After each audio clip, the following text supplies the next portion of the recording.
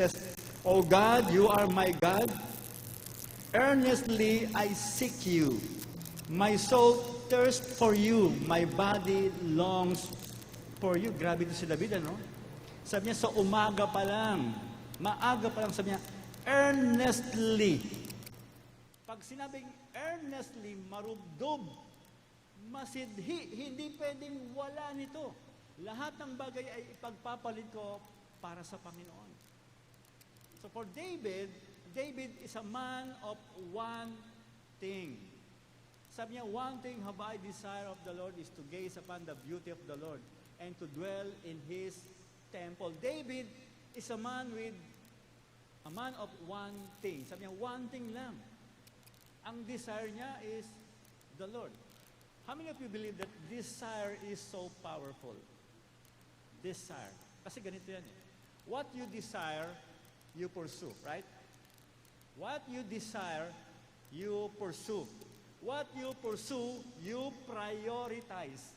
And what you prioritize will determine your destiny. So lahat nagsisimula sa desire. Sabi ni David, one thing have I desire. Kung tatanungin ko po kayo ngayong umagang ito, ano ba ang nasa ng puso mo ngayon? Siguro ang haba ng listahan natin, kotse, boyfriend, girlfriend, iba mga lalaki, boyfriend pa rin. Ang dami nating listahan ng desire. Para kay David, sabi niya, one thing, isa lang ang ninanasa ko. Mabuti pa, better is one day in the house of the Lord than 1,000 elsewhere.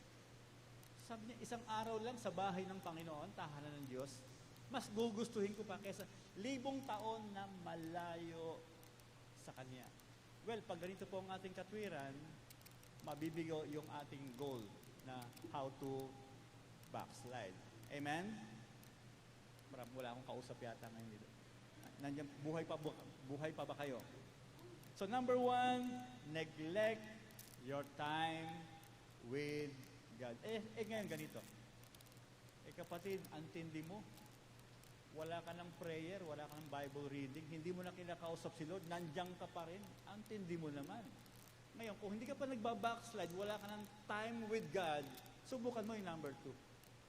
Okay. Sabi dito, sa number 2, if you don't like your circumstances, blame God. Yan. Kung ayaw mo na mga nangyayari sa buhay mo, isisi mo sa Diyos. Yung ganito, nag-aaral ka pa, mag-asawa ka na.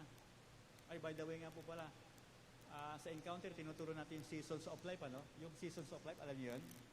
Season for learning, earning, and marrying. Tinuturo natin yan, Pastor Eric, ano? Seasons of life. Learning, earning, marrying. Kasi, kapag ikaw ay matindi sa learning, matindi rin ang iyong sweldo kasi nakatapos ka. Subukan mo, grade 2 ka, anong trabaho mo? Pakinggan nyo to, meron po akong binabasang isang libro ngayon. Sabi niya, ang tanging para